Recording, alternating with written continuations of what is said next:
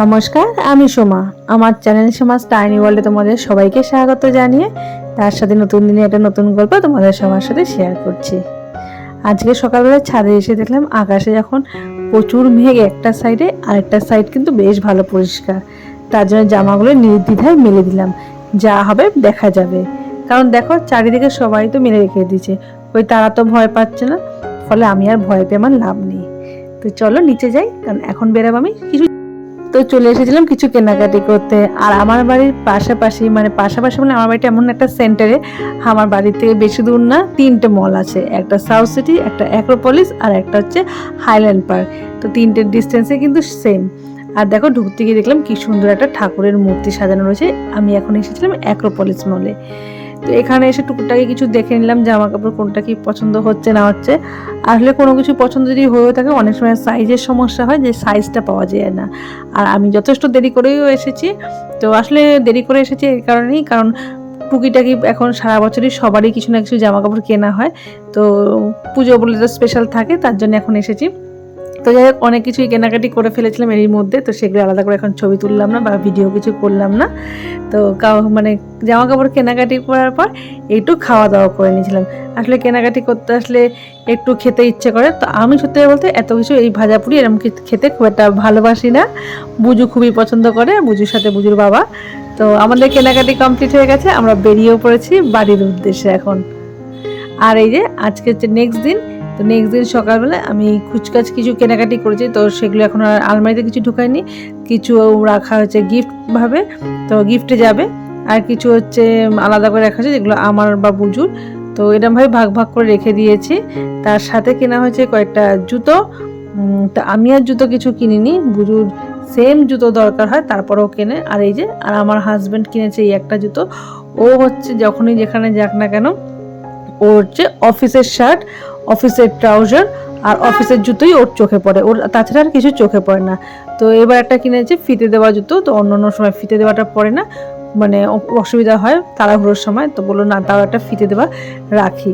তো ও কিনে নিয়েছে এইটা। আর মেয়ে কিনেছে হচ্ছে এই জুতো। সেম জুতো 100 গন্ডা আছে, তারপরে একই জুতো যে কেন কেনে, কেন এত ভালো লাগে আমি বুঝে পাই না। যদিও আমার এরকম জুতো ছিল, তো আমারটা ছোটোবেলার জুতো, সেটা স্বাভাবিক, ওরও থাকবে, কিন্তু একঘেয়ে জুতো এতগুলো তো ভালো লাগে না। যাই হোক, কিনেছে। আর এই যে তার সাথে পেয়েছিলাম এই একটা ফ্রি গিফট, দেখো। তো কিছু শপিংয়ের উপর ডিপেন্ড করেছিল ট্রলি। তো ট্রলি আর কিনিনি, কারণ এরকম করে আগেও একবার ট্রলি কিনেছি। তো ট্রলি কিনতে গেলে আমার কিছু রুপিস দিতে হয়েছিল। তো সেক্ষেত্রে 3-4 হাজার টাকার মতন ছিল, আমার এক্স্যাক্ট মনে নেই ট্রলির সাইজ ওয়াইজ। তো এবার ট্রলি ওর জন্য নিয়ে নিই, তার কারণ হচ্ছে এবার আর ট্রলি রাখার ঘরের জায়গা নেই, তার জন্য ট্রলিটা নিয়ে নিই।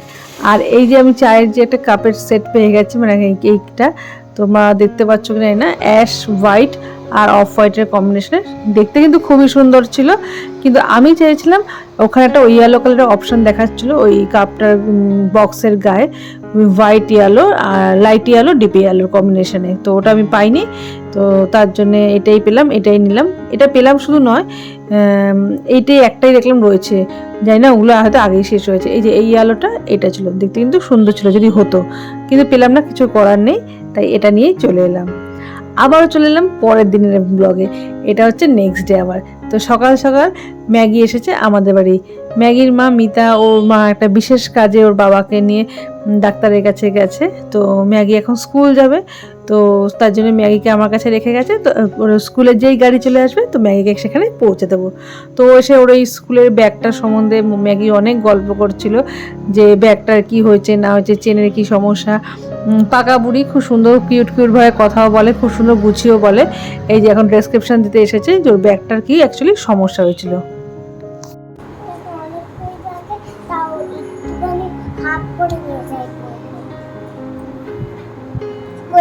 শেষ হয়ে যায়, সেগুলো আন্টিরা বলে বাড়িতে নিয়ে চলে। বাড়িতে নিয়ে যেতে বলে আন্টিরা? খুলে কি বার করছিস? কিছু বার করিস না, এখানে কিছু নেই, এখানে কিছু নেই, সামনে চলে যা। মানে সাত সিঁড়ি ছিল। কি ছিল? সাত সিঁড়ি, সাতটে ব্যাগ। এখানে হোয়াইট রেখেছি, হোয়াইট, এখানে হোয়াইট রেখেছি, আন্টি হোয়াইট রেখেছি, আর হোয়াইট রেখেছো? আচ্ছা, দেখেছেন হোয়াইট না কত স্টিকার লাগিয়েছে ম্যাগি এটা এটাতে বলছি খেয়ে নিচ্ছে পুরে চিৎকাচ্ছে ডক্টরের কাছে দাদু ডক্টরের কাছে যাচ্ছে দাদুর পায়ে কেটে গেছে দাদুর পা কেটে গেছে আবার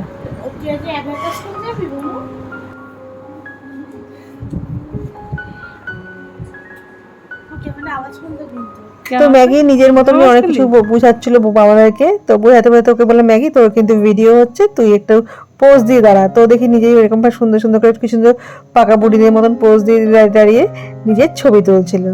ওর নাম কিন্তু আসলে ম্যাগি না, আগেও বলেছিলাম ওর নাম গিনি। বুঝু ওকে একটু আদর করে ম্যাগি ডাকে। আর এই যে এখন আরাম করে মোজা টোজা সব খুলে ফেলেছে, দিয়ে এখন খেলা করতে শুরু করেছে। এই যে মায়ের ঘরে এসে লুকিয়েছে, তা আমি ওকে খুঁজছি, সেটাতেই ও খুব মজা পাচ্ছে।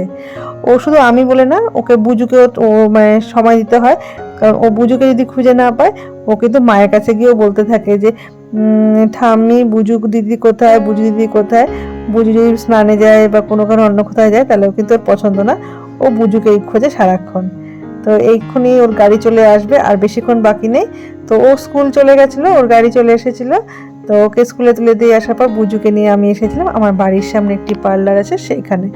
আসলে বুজু চুলটা অনেক দিন মানে পরিষ্কার করা হয়নি, মানে স্পা করা হয়নি। তো ভাবলাম পুজোর সময় একটুখানি স্পা বা স্মুথনিং যেটাই হোক একটা কিছু করিয়ে আনি। তো যদিও বা এগুলো আমি বুজুকে বলেছি আর করবি না, তার কারণ চুল অনেক পাতলা হয়ে যায়, অনেক চুল ওঠে। যত স্পা করা হোক আর যাই হোক, কারণ আমি প্রচুর করেছি। আমি আজকে দীর্ঘ 10 বছরের মধ্যে 9 বার আমি চুলে স্মুথনিং করিয়ে নিয়েছি, ফলে আর না। তার জন্য বুজুকে বললাম যে তুইও আর বেশি করিস না। পুজো এসছে বলে হয়তো করেছি, কিন্তু নেক্সট টাইম পুজো আস্তে আস্তে তো চুলটা আশা করি ঠিক হয়ে যাবে। তো বুজুকে বাড়িতে নিয়ে আসার পর না বিকেলবেলা আমি ছাদে যেমন উঠি রেগুলার, সেটা আমি উঠেছিলাম। ওঠার পর দেখছি একটা অদ্ভুত কালারের আকাশটা, দেখো মোবাইলে তো এক বিন্দুও তা বুঝতে পারছো না, কারণ পুরোটাই নীল নীল একটা অন্যরকম লাগছে। কিন্তু দেখো এখন বুঝতে পারছো না, পুরো অরেঞ্জ হয়ে রয়েছে, পুরো আকাশ বাতাস চারিদিক একেবারে একটা অরেঞ্জ হয়ে রয়েছে, যেটা এক বিন্দু আমার ফোনে বোঝা যাচ্ছে না। সুন্দর একটা মনে হচ্ছে না এক্ষুনি বিশাল বড় একটা যাকে বলে মহাপ্রলয় ওরমই একটা কিছু হবে। আসলে তার সাথে চিন্তা এটাও হচ্ছিল যে সন্ধ্যেবেলায় না আমাদের একটা ছোট্ট করে প্রি পূজা সেলিব্রেশন টাইপের হবে পার্কের মধ্যে, সবাই মিলে একসঙ্গে চাঁদা তুলে আমাদের খাওয়া দাওয়া আছে। তো যদি খুব জোর বৃষ্টি হয় তাহলে কি হবে, যদিও আর আমাদের প্ল্যান বি রাখা আছে তপতি কাকিমার বাড়িতে, না হলে পাল জেঠিমার বাড়িতে। তো মেনলি তপতি কাকিমার বাড়িতেই যাওয়া হবে, তো সুতরাং চিন্তা নেই। তবু দেখা যাক আলটিমেট গিয়ে রেজাল্ট কি হয়। যদি খুব জোর বৃষ্টি হয় তাহলে তো খুব ওয়েদারটা সুন্দর হবে আশা করছি, আর বৃষ্টি যদি না হয় তাহলে প্রচন্ড ভাবে গরম পড়বে, এটাও আশা করতে পারছি। আর এই যে আমাদের খাবার দাবার সব চলে এসেছে যথারীতি রাজুদারি ক্যাটারিং পঞ্চব্যঞ্জন। তো আমাদের ছিল মোটামুটি 40 জনের মতন সদস্য 40 জন ছিল না, ছিল মোটামুটি 30 জনের মতন। আমাদের বাড়ির কিছু মানুষ যারা এক্সট্রা, যারা পার্কের সাথে যুক্ত থাকে না, তারাও এই সময় থাকে, আর প্লাস তার সাথে আমাদের পাড়ার কিছু বন্ধু বান্ধবও থাকে। তো এই মিলে, আর তোমাদের মেনুটা তার আগে বলে দিই, পোলাও ছিল, আর ছিল মাংস মানে চিকেন যাকে বলে মুরগির মাংস, আর ছিল চাটনি পাঁপড়। তার সাথে যারা নিরামিষ খায় তাদের জন্য হচ্ছে তাদের জন্য বললে একজনই যিনি একদমই নিরামিষ খান তার জন্য হচ্ছে পনির ছিল, আর যারা চিকেন খায় না তাদের জন্য হাঁসের ডিম।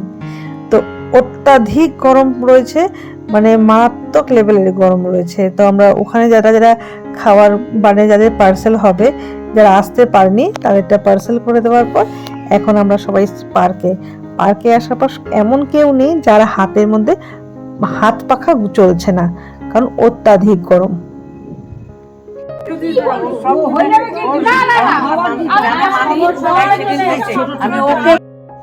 আর এখানে আমরা সবাই মিলে অনেকক্ষণ ধরে আড্ডা মারতে মারতে এখন রাতটা প্রায় অনেকটাই হয়ে গেছে, তাই এবার আস্তে আস্তে আমরা খাওয়া দাওয়ার ব্যবস্থা করব।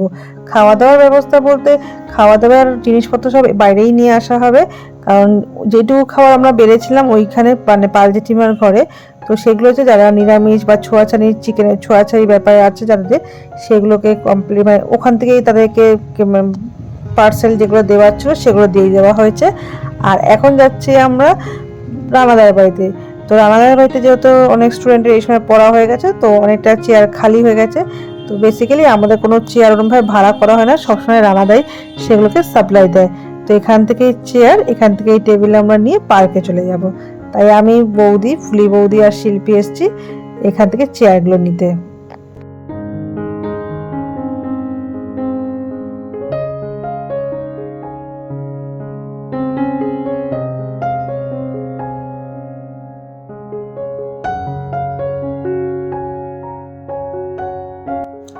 আর চেয়ার টেবিল নিয়ে আসার পর তো টেবিলটাকে আমি এইভাবেই নিয়ে এসেছিলাম মাথায় করে।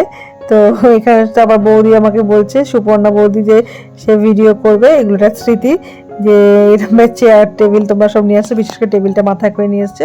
তো যেহেতু আমি ওদিকে টেবিল নিয়ে এসেছি, এবার আসার সময় শিল্পীর সাথে আর পুফুলি বৌদির সাথে মিতাও অনেকটা হেল্প করে দিয়েছে চেয়ার আনতে। আর আমাদের সমস্ত খাবার দাবার নিয়ে চলে এসেছি পার্কে এখন, কারণ এখান থেকে দিতেই না সুবিধা হয়। এই যে টেবিল পেতে দেওয়া হয়েছে, একটা টেবিলে এবার রাখা হয়েছে, আর যাদের যাদের সুবিধা হবে হাতে খেতে তারা হাতে নিয়েও খেয়ে নিতে পারবে। তো মোটামুটি আস্তে আস্তে এক এক করে খাবারের আয়োজন শুরু হয়ে গেছে। আর ওই যে আমি ওখানে বসে আছি, আচমকা এত গরম, যেটা আমার কোনোদিনও হয় না, আমার খুব শরীর খারাপ করছিল, মানে এত শরীর খারাপ করছিল, আমি কোনো কথা বা কিছু বলছিলাম না। ইনফ্যাক্ট ভিডিওগুলো কিন্তু খুব একটা আমি করিনি, সেগুলো আমাকে কেউ না কেউ করে হেল্প করে দিয়েছে।